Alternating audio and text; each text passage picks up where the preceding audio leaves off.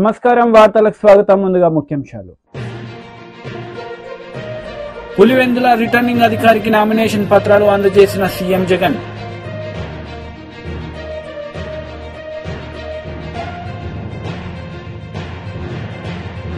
మరోసారి మోడీని ప్రధానమంత్రిగా చేయాలని కోరిన కేంద్ర మంత్రి అమిత్ షా. సిద్దిపేట జనసభలో ప్రసంగం. పులివెందులనే నా ప్రాణం, విజేతలు ఎవరో తేల్చేది ప్రజలే అన్నారు జగన్.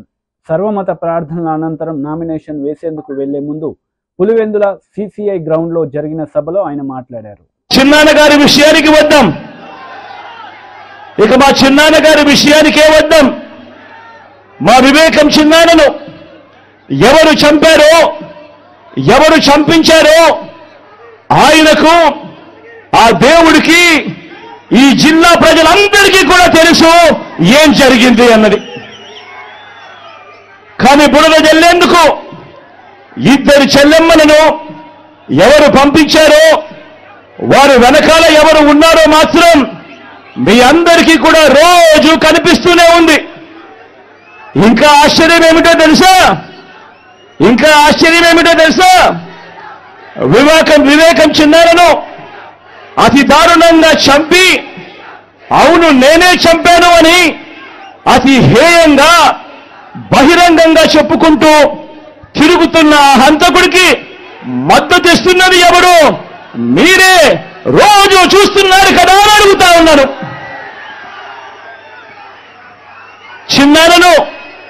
చిన్నారను అన్యాయంగా ఎమ్మెల్సీ ఎన్నికల్లో ఓడించిన వారితోనే, సంఖ్యాబలం లేకపోయినా కూడా ప్రలోభాలతో, అధికార బలంతో ఓడించిన వారితోనే ఈరోజు పట్టాలు వేసుకొని తిరుగుతా ఉన్నారు అనంటే దానికి అర్థమేమిటి అని చెప్పి ఈ సందర్భంగా అడుగుతా ఉన్నా.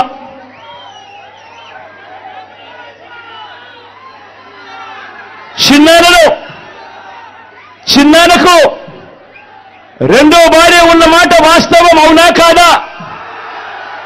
ఆ రెండో భార్యతో తనకు సంతానం ఉన్న మాట వాస్తవం అవునా కాదా? అవినాష్ అక్కడికి ఎవరు ఫోన్ చేస్తే వెళ్ళాడు వంటి అనేక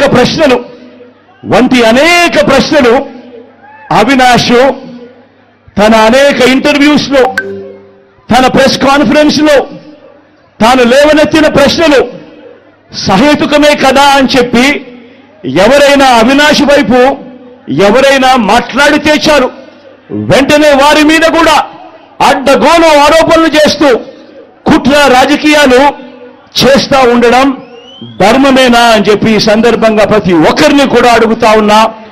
ఆలోచన చేయమని చెప్పి ప్రతి ఒక్కరిని కూడా అడుగుతా ఉన్నా. ఇలా చిన్నాన్నను ఓడించిన వారిని గెలిపించాలని వైఎస్ఆర్ కాంగ్రెస్ పార్టీ అధినేత ముఖ్యమంత్రి వైఎస్ జగన్మోహన్ రెడ్డి పులివెందుల వైఎస్ఆర్సీపీ అసెంబ్లీ అభ్యర్థిగా నామినేషన్ దాఖలు చేశారు. పులివెందుల సిఎస్ఐ గ్రౌండ్లో బహిరంగ సభలో ప్రజలను ఉద్దేశించి ప్రసంగించిన అనంతరం నేరుగా మినీ సెక్రటేరియల్లోని ఆర్ఓ ఆఫీస్కి వెళ్లారు. పులివెందుల రిటర్నింగ్ అధికారికి నామినేషన్ పత్రాలు అందజేశారు. ఈ కార్యక్రమంలో కడప ఎంపీ వైఎస్ అవినాష్ రెడ్డి పాల్గొన్నారు.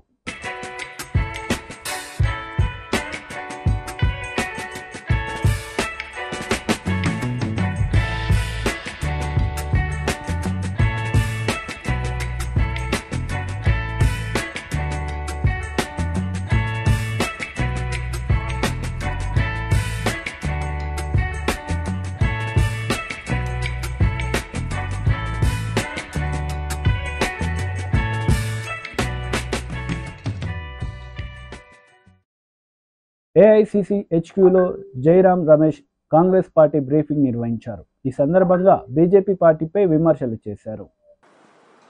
उन्होंने हमारे न्याय पत्र को पहले सांप्रदायिक रंग देने की कोशिश की, बाद में कई ऐसे बातें उठाई जिसका जिक्र हमारे न्याय पत्र में बिल्कुल है ही नहीं है.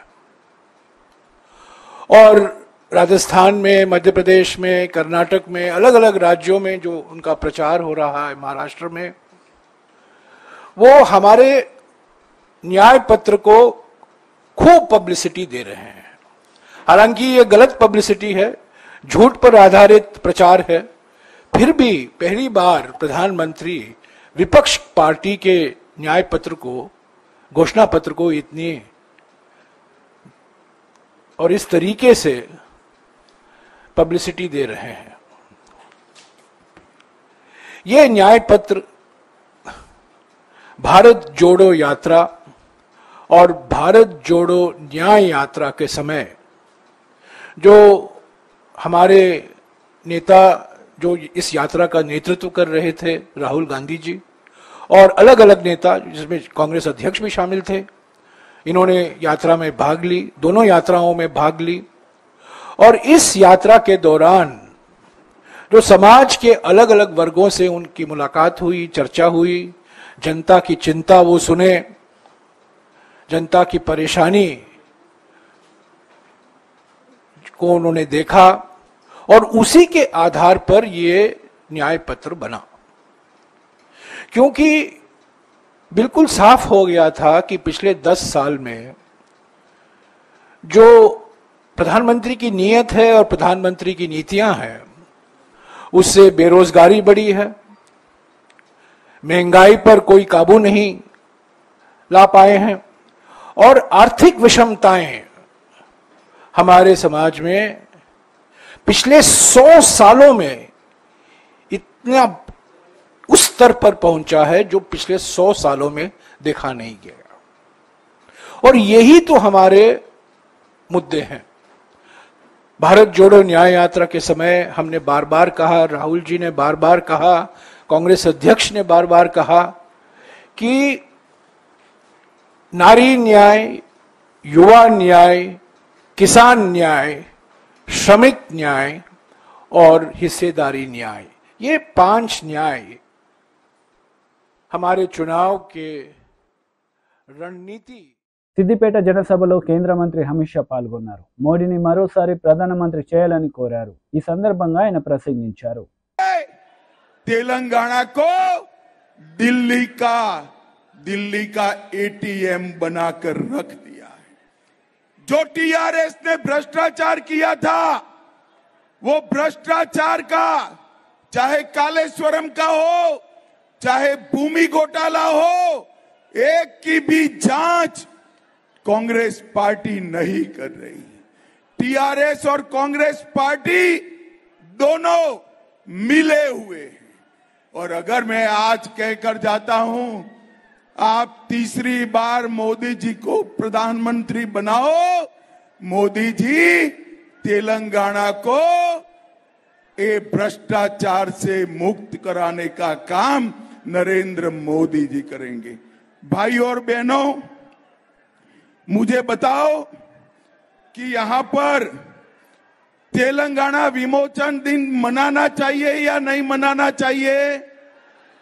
जोर से बोलो, मनाना चाहिए या नहीं मनाना चाहिए? ये टीआरएस और कांग्रेस पार्टी दोनों तेलंगाना विमोचन दिन इसलिए नहीं मनाते हैं कि वो मजलिस से डरते हैं। मैं आपको बताना चाहता हूं, भारतीय जनता पार्टी ने तय किया है कि 17 सितंबर को हम तेलंगाना विमोचन दिन मनाएंगे, हम मजलिस से नहीं डरते।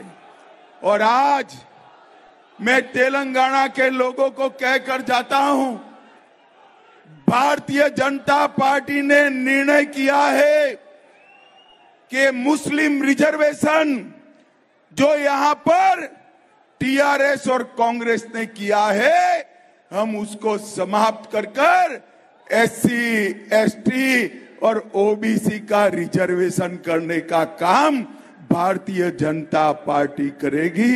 ये हमने तय किया है। भाई और बहनों, इस बार तेलंगाना की जनता का जो मूड है वो मोदी जी के साथ। तेलंगाना की जनता ने तय किया है कि हर सीट से मोदी जी को कमल को खिलाकर दिल्ली भेजना है। आज मैं तेलंगाना की जनता को विश्वास दिलाने आया हूं कि समग्र तेलंगाना का विकास तभी हो सकता है जब केंद्र में भारतीय जनता पार्टी की सरकार बने। भाई और बहनों, मैं आज आपको कहने आया हूं, क्या हमारे प्रत्याशी को आप प्रचंड बहुमत से जिताएंगे? जरा जोर से बोलो, जिताएंगे? मेढक में कमल का फूल खिलाएंगे? मोदी जी को तीसरी बार प्रधानमंत्री बनाएंगे? तो मेरे साथ दोनों हाथ उठाइए, उठाइए दोनों हाथ, विजय के संकल्प की मुट्ठी बींचे और प्रचंड आवाज से बोलिए, भारत माता की, भारत माता की, वंदे वंदे। టీడీపీ రాష్ట్ర అధికార ప్రతినిధి నీలాయపాలెం విజయ్ కుమార్ మీడియా సమావేశం నిర్వహించారు. ఈ సందర్భంగా సీఎం జగన్ పై ఆయన మండిపడ్డారు. గత సంవత్సరం అంటే మార్చికి పూర్తయిన ఆర్థిక సంవత్సరంలో జగన్మోహన్ రెడ్డి గారి యొక్క లిమిట్, అప్పు లిమిట్ 45,000 సంథింగ్, అంటే 47,000 తీసుకున్నాం. ఆయన ఎక్కువ అప్పులు తెచ్చాడు, అప్పు 69,000 కోట్లు తెచ్చాడు. బట్ సెంట్రల్ ఇచ్చిన లిమిట్ మాత్రం 47,000, 45,000 సంథింగ్ చేంజ్. ఈసారి 1+1 ఆఫర్ కింద డబల్ ఇచ్చారంట, డబుల్ బొనాంజా బంపర్ ఆఫర్. ఎట్లా వచ్చిందో ఏమో. సరే, వాళ్ళు బంపర్ ఆఫర్ ఇవ్వడం, మన జగన్మోహన్ రెడ్డి గారు ఎంబడే దాన్ని అమల్లో పెట్టేయటం. ఏప్రిల్ నెల 3వ తేదీన పెన్షన్లకు కూడా డబ్బు లేకుండా, ఆ అప్పు వస్తే కానీ ఇవ్వడానికి వీలు లేకుండా ఆ నెపాన్నంతా తెలుగుదేశం పార్టీ మీద నెట్టడానికి ప్రయత్నించి ఫెయిల్ అయిపోయి మొత్తం మీద అప్పు తెచ్చుకొని పెన్షన్లు అయితే ఎట్లయితే ఇచ్చారంటే, అప్పు చేస్తే కానీ పెన్షన్లు కూడా ఇవ్వని స్టేజ్కి వచ్చేసారన్నమాట. అందుకని ఎంత వీలైతే అంత అప్పు తెచ్చుకోవాలని ఆయన ఆశయం. అసలు ఇంత అప్పులు ఎట్లా వచ్చాయి?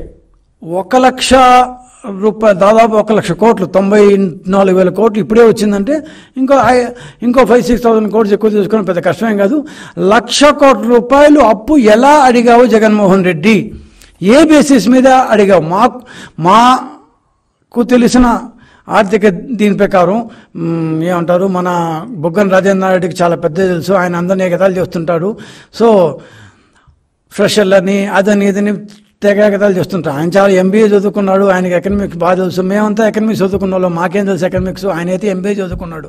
సో కానీ అప్పు లిమిట్ కేంద్రం ఎలా ఇస్తుంది అంటే, మన యొక్క స్థూల రాష్ట్ర ఉత్పత్తి అంటారంటే ఈ ఆర్థిక సంవత్సరంలో, పూర్తయిన ఆర్థిక సంవత్సరంలో ఎంత క్రయ విక్రయాలు జరిగాయి, స్థూలంగా మొత్తం ట్రాన్సాక్షన్స్, మొత్తం క్రయ విక్రయాల యొక్క వాల్యూ ఎంత, దాన్ని జిఎస్డిపి అంటారు. అంటే గ్రాస్ స్టేట్ డొమెస్టిక్ ప్రొడక్ట్, అంటే స్థూల. వైసీపీ లీడర్ పోతుల సునీత మీడియా సమావేశం నిర్వహించారు. ఈ సందర్భంగా చంద్రబాబు నాయుడు పవన్ కళ్యాణ్పై మండిపడ్డారు. ప్రభుత్వం పరిపాలన నడిచింది, మరి అందులో భాగంగానే మేము సిద్ధం సభలు ఒక వెల్లువలాగా ప్రజానికమంతా కూడా మరి ఇడుపులపాయ నుంచి ఇచ్చాపురం వరకు లక్షలాదిగా వేలాదిగా మేము సిద్ధమని చెప్పి ప్రజలందరూ కూడా తండోపతండాలుగా వచ్చి జగనన్నకి మద్దతు పలికినటువంటి సందర్భాలు రాష్ట్ర ప్రజలందరూ కూడా చూడడం జరిగింది. మరి ఇవన్నీ చూసి ఓర్చుకోలేనటువంటి ప్రతిపక్ష పార్టీ చంద్రబాబు నాయుడు, పవన్ కళ్యాణ్ రోజుకొక అబద్ధంతో, పూటకొక అబద్ధంతో మరి ప్రజల్ని దగా చేయాలి, మోసం చేయాలి, అధికారంలోకి రావాలని చెప్పి ఒక దాహంతో, అధికార దాహంతో ఈరోజు అబద్దాలు సృష్టిస్తూ, అబద్దాలు మాట్లాడుతూ నిత్యం రాష్ట్ర ప్రజలకి పక్కదారి పట్టిస్తూ మరి మీడియా, వాళ్ళ పచ్చ మీడియా ద్వారా ఈరోజు అబద్దాలు చూయిస్తూ అబద్దాలు రాయిస్తున్నటువంటి తరుణం ఇది చంద్రబాబు నాయుడు. మొత్తం కూడా వాళ్ళకి ఈ సిద్ధం సభలు, మరి అలాగే ఈ 5 సంవత్సరాల పేద ప్రజల కోసం దేశానికి ఒక రోల్ మోడల్ గా, ఒక ఆదర్శంగా సంక్షేమ సుపరిపాలన నడిచినటువంటి జగన్మోహన్ రెడ్డి గారి పరిపాలన చూసి ఓర్చుకోలేక, ప్రజల్లో జగనన్నకు వస్తున్న ఆదరణను చూసి ఓర్చుకోలేక, మహిళా సాధికారత కోసం, పేదల విద్య కోసం, పేదల వైద్యం కోసం, రైతుల అభివృద్ధి కోసం ప్రతి గ్రామంలో అభివృద్ధి కేంద్రాలు ఏర్పాటు చేసి మరి గ్రామాన్నే కేంద్రంగా చేసుకుని పరిపాలించినటువంటి ప్రభుత్వం జగనన్న ప్రభుత్వం. ఈ రోజు ఈ రాష్ట్రంలో ప్రతి పేదవాడు జగనన్న రావాలి, రెండవసారి జగనన్న ముఖ్యమంత్రి కావాలి, ఇది చారిత్రక అవసరమని మహిళలు, రైతులు, విద్యార్థులు, మేధావులందరూ కూడా మరి కోరుకున్నటువంటి తరుణం ఇది. ఖచ్చితంగా జగనన్నకి అన్ని వర్గాల ప్రజల యొక్క మద్దతు 2024 ఎన్నికల వన్స్ మోర్ జగనన్న అని చెప్పి జగనన్నకు పట్టం కట్టబోతున్నారు మన ఆంధ్ర రాష్ట్ర ప్రజలందరూ. ఇవి చూసి ఓర్చుకోలేనటువంటి చంద్రబాబు నాయుడు వెన్నులో వణుకు పుట్టే ఈరోజు మరి ఇలాంటి అబద్దాలు మాట్లాడుతూ జగనన్నపై హత్యా ప్రయత్నం కూడా చేయడం జరిగింది. మరి రాష్ట్రంలో అక్కడక్కడ వాళ్ళ తెలుగుదేశం పార్టీ మూకలు వైఎస్ఆర్సీపీ పార్టీ నాయకులపైన దాడులు చేస్తూ మరి హత్యలు కూడా చేస్తున్నటువంటి సందర్భం రాష్ట్రంలో ప్రజలందరూ కూడా వీటిని గుర్తించాలి, గమనించాలి. ఇలాంటి వాళ్ళ మనకి పాలకులుగా మనం చూడాలి. మరి మన జగనన్న మన కోసం ఎంతో చేసినాడు, మరి ఎన్నో అభివృద్ధి కార్యక్రమాలు చేశాడు రాష్ట్రంలో. కాబట్టి ప్రజలందరూ కూడా ఎస్సీ, ఎస్టీ, బీసీ, మైనార్టీలందరూ కూడా సామాజిక న్యాయమే ధ్యేయంగా, అభివృద్ధి ధ్యేయంగా, సంక్షేమమే ధ్యేయంగా, వాళ్ళ పిల్లల చదువులే ధ్యేయంగా, మరి వాళ్ళ పిల్లలు రేపు మంచి భవిష్యత్తు ఉండాలని చెప్పి అక్క చెల్లెమ్మల సాధికారత దిశగా జగనన్న చేసినటువంటి అభివృద్ధి, సంక్షేమము మరి ఇవన్నీ చూసి ప్రజలందరూ కూడా ఎంతో ఆనందంగా, సంతోషంగా, ఎవరిని తట్టినా కూడా ఏ గ్రామానికి వెళ్లి ఈ రోజు వైఎస్ఆర్సీపీ నాయకులు ఈ ఎన్నికల్లో భాగంగా కూడా చాలా ఆనందంగా మేము జగనన్నకే ఓటు వేస్తామని చెప్పడం జరుగుతుంది. మేమందరం కూడా ఈ రోజు ప్రచారంలో ఏ గ్రామానికి వెళ్ళినా ప్రతి ఒక్క అక్క గాని, ప్రతి ఒక్క రైతు గాని ఈ రోజు జగనన్న ప్రభుత్వమే మాకు కావాలి, జగనన్న ఉంటేనే మాకు అమ్మ ఒడి వస్తుంది, జగనన్న ఉంటేనే మాకు చేయూత వస్తుంది, జగనన్న ఉన్నందువల్లే ఈ రోజు మహిళల సొంత ఇంటి కల సాకారం అయింది అని చెప్పి ప్రతి ఒక్కరు కూడా ఆనందాన్ని వ్యక్తపరుస్తున్న సందర్భం రాష్ట్రంలో జగనన్న ప్రభుత్వంలో. కాబట్టి చారిత్రక అవసరంగా 2024లో జగనన్నకి పెద్ద మెజార్టీ ప్రజలందరూ ఇవ్వబోతున్నారు. జగనన్న టార్గెట్ ఏదైతుందో 175 మరి 175 స్థానాలు అసెంబ్లీ స్థానాలు, 25 ఎంపీ స్థానాలు ప్రజలు ఇవ్వబోతున్నారు అనేది ఈ Telugu Desam. BRS leader Ponnala Lakshmaiah press meet నిర్వహించారు. ఈ సందర్భంగా ఇరు పార్టీలపై ఆయన మండిపడ్డారు. బనీన్ ఉంటుంది, బనీన్ మీద వస్తు వాళ్ళు వేస్తారు, ఇట్లా అంతే, ఇంకేం లేదు. పళ్ళ పూలు వేసుకుంటాడు 11 గంటల దాకా, మనకేం పని లేదు కదా. వ్యవసాయం పని లేదు, ఇంట్లో పని లేదు, బయట పని చేయలేడు, కూలినాలు చేయలేడు, ఉద్యోగం చేయలేడు. వాడు ఏం చేస్తాడు? పోతుంటే వాడు పోతుండ్రు అని అంటాడు. ఏదో ఒక్కసారి ఊరుకుంటారు, 2 సార్లు ఊరుకుంటారు, 3 సార్లు ఊరుకుంటారు. ఆ పెద్ద మనిషి కాదు, ఈ మధ్య పెద్ద మనుషులు ఊరుకొని ఒక్కసారి వేస్తారు, వేస్తే వాడు కింద పడతారు. కింద పడితే వీళ్ళు వెళ్ళిపోతారు వేసి. వీడికి ఎన్నిసార్లు చెప్పిన ఇంకెంత పిచ్చోడు, ఎడ్డోడు అనుకుంటూ పోతారు. వాడు లేచి తువాల ఇట్లా కొట్టి భుజం మీద వేసుకొని, ఆహా ఇప్పుడు వాడనా, ఇప్పుడు కొట్టినవా, మళ్ళీ సార్ రా చూద్దాం అంటారా? ఇది మనకు తెలుసా తెలియదా? అంటే వీళ్ళ స్థాయి ఎట్లుందో ఆలోచించమని చెప్తున్నా. అనుభవం, అవగాహన రాహిత్యం, ఆ తర్వాత ఆలోచన రాహిత్యం, ప్రజల పక్షాన నిలబడే తత్వం లేని ఏమనాలి, అదే ఊలే ఆ బాపతోళ్ళు లాగా చర్చకు రమ్మంటావు. అసెంబ్లీలో హరీష్ రావు గారు అన్ని విషయాల మీద చాలా స్పష్టమైన చెప్పాడు. దానికే మీరు సమాధానం ఇచ్చారా? ఇదే కదా, ఇటువంటి వాళ్ళతో చర్చపోతారా ఎవరైనా?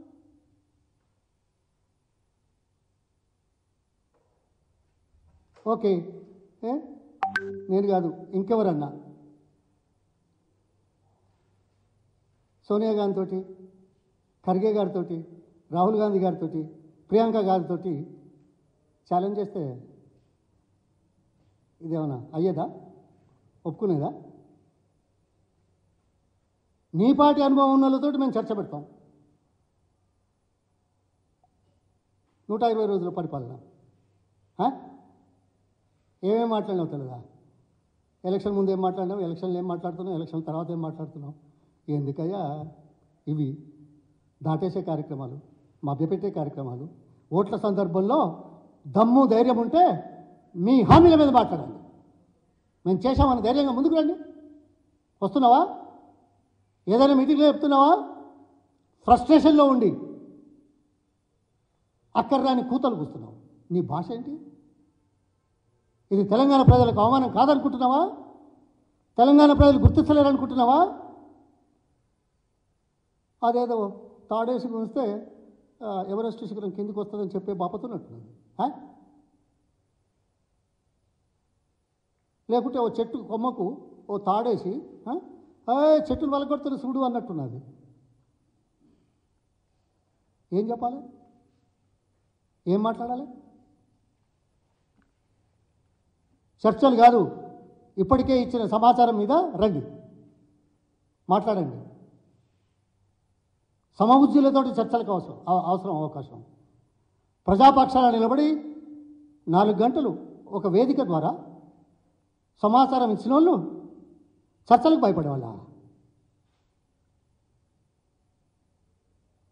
ఆ సమాజంలోని లోతుపాతులు, పరిపాలనా పరంగా చేయాల్సిన అవసరాలు, ముందు చూపు కార్యక్రమాలు ఇవి అర్థం చేసుకోలేని దౌర్భాగ్యపు వాళ్ళ ఛాలెంజ్లు తీసుకోవడం జరుగుతుందా? ఏ పార్టీలైనా ఏదో ఈయన ఛాలెంజ్ చేసినాడని నేను అన్నలా అవుతుందా? చేస్తారా? జాతీయ అధికార ప్రతినిధి తిరునగరి జ్యోత్స్న మీడియా సమావేశం నిర్వహించారు. ఈ సందర్భంగా పలు అంశాలపై ఆమె మాట్లాడారు. ఎంత పెద్ద ఆర్థిక సరే యూజువల్గా అయితే జగన్మోహన్ రెడ్డి గారి విషయానికి వచ్చేటప్పుడు ఆర్థిక నేరస్తులు అనేటువంటి ఒక పాయింట్ వస్తుంది. కాకపోతే నేను ఆంటర్ప్రెన్యూర్షిప్ మీద మాట్లాడింది కాబట్టి let's talk about his entrepreneurship అని గనక తీసుకుంటే, జగన్మోహన్ రెడ్డి గారు తన తండ్రి అధికారంలో ఉండగా సుమారుగా 64 షెల్ కంపెనీలను ఏర్పాటు చేసి ఆర్థిక అవకతవకలకు పాల్పడ్డారు అనేటువంటిది సిబిఐ ఇచ్చినటువంటి ఒక నివేదిక. ఆ షెల్ కంపెనీలు ఏంటో కూడా కొన్ని నోటిఫై చేశారు వాళ్ళు. అది వాన్పిక్ కావచ్చు, ఆల్ఫా అవెన్యూస్ కావచ్చు, లేకపోతే గిల్క్రిస్ట్ ఇన్వెస్ట్మెంట్ కావచ్చు, లేకపోతే జెమ్ ఫైనాన్షియల్స్ కావచ్చు, Trident Temper Limited, Weave Promoters Private Limited, MKSS software, లేకపోతే సిఎన్ఆర్ కన్స్ట్రక్షన్స్, ఇలా తీసుకుంటే మాంట్లే రియల్టర్స్, ఇలా తీసుకుంటే ఇందాక నేను చెప్పినట్టుగా 64 షెల్ కంపెనీలను ఐడెంటిఫై చేశారు. సిబిఐ ఐడెంటిఫై చేశారు, వాటిని నోటిఫై చేశారు. సో మల్బానీ group, Sigma Oxygen, Sai Surya, వామ్ హౌస్ ఇవన్నీ తీసుకున్నాం. సరే 2014 నుంచి 2019 వరకు ఏం చేశాడు జగన్మోహన్ రెడ్డి? ఒక షెల్ కంపెనీ కూడా ఏర్పాటు చేయాలి. కానీ అదే మళ్ళీ 2019 నుంచి 2024 వరకు, అంటే వాళ్ళ పార్టీ అధికారంలోకి వచ్చేటప్పటికి మళ్ళీ షెల్ కంపెనీల ఏర్పాటు స్టార్ట్ అయిపోయింది. సో ఈ 3 సంవత్సరాల్లో ఈ 5 సంవత్సరాల్లో మనం కనుక చూస్తే మళ్ళీ కొత్తగా షెల్ కంపెనీలు ఏర్పాటు చేస్తాడు.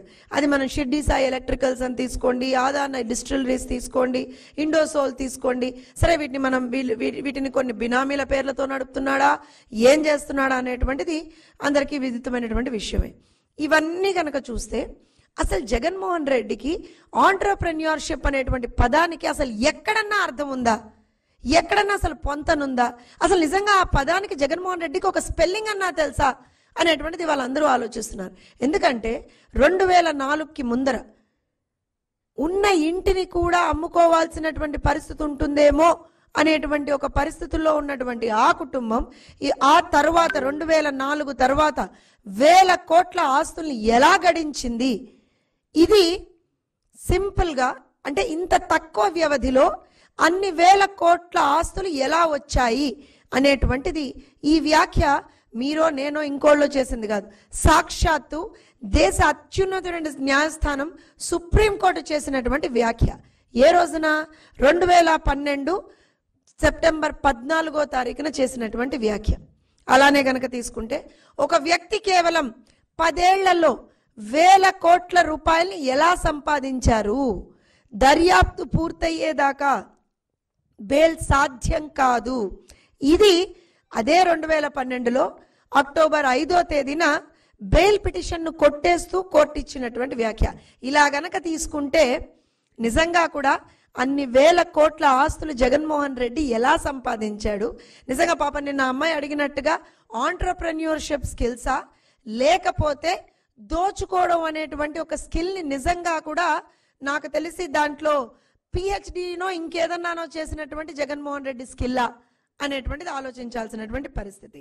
దాంతో పాటుగా జగన్మోహన్ రెడ్డి గారి మీద సిబిఐ దాఖలు చేసినటువంటి ఛార్జ్ షీట్లు 2012 నుంచి అంటే ఆల్మోస్ట్ తీసుకుంటే ఒక సిద్దిపేట జనసభలో ఎంపీ అభ్యర్థి రఘునందన్ రావు పాల్గొన్నారు. ఈ సందర్భంగా బీఆర్ఎస్ కాంగ్రెస్ పార్టీలపై ఆయన మండిపడ్డారు. అధికారంలోకి వచ్చాక రైతు రుణమాఫీ చేస్తాన్న రేవంత్ రెడ్డి రుణమాఫీ చేశావా అని ప్రశ్నించారు. నవంబర్ డిసెంబర్లో రిజల్ట్ వచ్చినప్పుడు కాంగ్రెస్ పార్టీకి ఒక ఆయన పోటీ చేసిండు, పూజల హరికృష్ణ అని. 20,000 రాలే తమ్మునికి, ఓడిపోయిండు పాపం. కానీ ఇలా రోజు సిద్దిపేటలో రోడ్లకి మోరీలకి ఎవరు కొబ్బరికాయలు కొడుతురు? పూజల హరికృష్ణ కొబ్బరికాయ కొడుతుండు. 30 మంది కౌన్సిలర్లు ఉన్నారు. ఒక్కడన్న పోయి మా ఎమ్మెల్యే రాకుండా ఎట్లా కొబ్బరికాయ కొడతామని ఒక్కడన్న అడ్డం పోయిందా? పోలేదంటే హరీష్ రావు మీద సిద్దిపేట వాళ్ళకి ప్రేమ ఉన్నదా, కోపం ఉన్నదా, భయం ఉన్నదా అనేది ఒకసారి అర్థం చేసుకోవాలి. ఇలా అధికారం పోయింది, హరీష్ రావు సిద్దిపేటకు వస్తలేడు. ఎందుకంటే పోలీసు వాళ్ళు గౌరవిస్తలేరు. ఆయనకు వంతవాడే సురేందర్ రెడ్డి లేడు. ఉన్నాడా సురేందర్ రెడ్డి? ఉన్నాడా సురేందర్ రెడ్డి? హరీష్ రావు అడుగులకి మడుగులెత్తే పోలీసు వాళ్ళు ఉన్నారా? ఇప్పుడు ఉన్నారా? అందుకని హరీష్ రావు కూడా వస్తలేడు. వస్తే కూడా అప్పుడప్పుడు మెల్లగా ఇట్లా వచ్చి సాటికి వచ్చి సాటికి పోతా ఉన్నాడు. అంతేనా?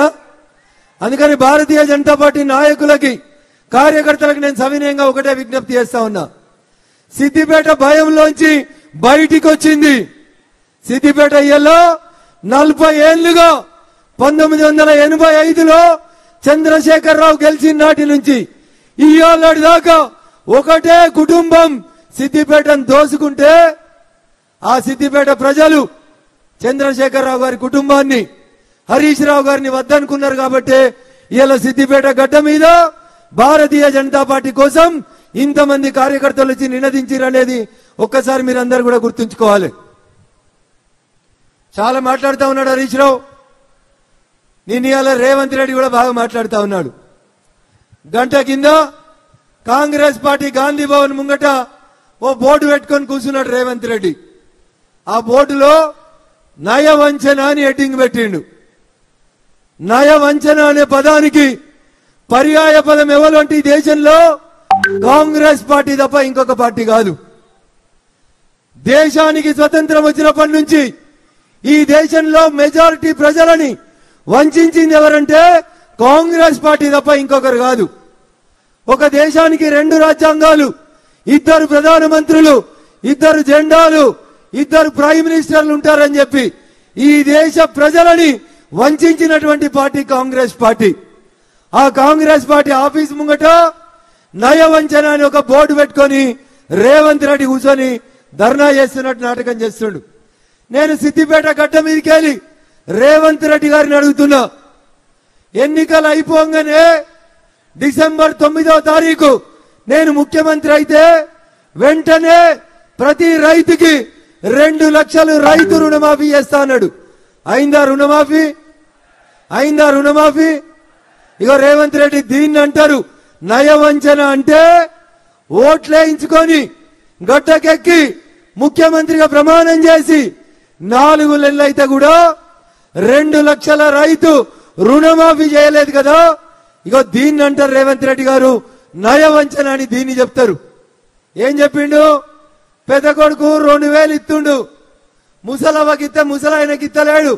ఇంటికి 2 పింఛన్లు కావాలంటే ముసలవ్వకి ముసలాయనకి ఇద్దరికి మనిషికి 4,000 పింఛన్ కావాలంటే కాంగ్రెస్ పార్టీకి ఓటేయండి, వచ్చే డిసెంబర్ నుంచి మేము 4,000 పింఛన్ ఇస్తా అన్నాడు. అక్క ఎవరికైనా 4,000 పింఛన్ వచ్చిందా? గిడ కూర్చున్న మా వాళ్ళు చెప్పాలి, ఎవరికైనా 4,000 పింఛన్ వచ్చిందా? రాలేదా? వచ్చిందా? జర గట్టిగా చెప్పాలి, గిట్టిగా వచ్చేదాకా. 4,000 పింఛన్ వచ్చిందా? రాలేదు.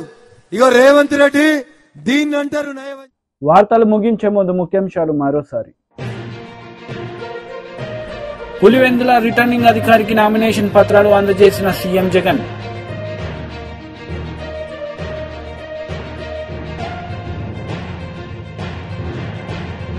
మరోసారి మోడీని ప్రధానమంత్రిగా చేయాలని కోరిన కేంద్ర మంత్రి అమిత్ షా. సిద్దిపేట జనసభలో ప్రసంగం. ఈ వార్తలు ఇంతటితో సమాప్తం. తిరిగి ప్రసారమయ్యే వార్తల్లో మళ్ళీ కలుద్దాం. అంతవరకు సెలవు. నమస్తే.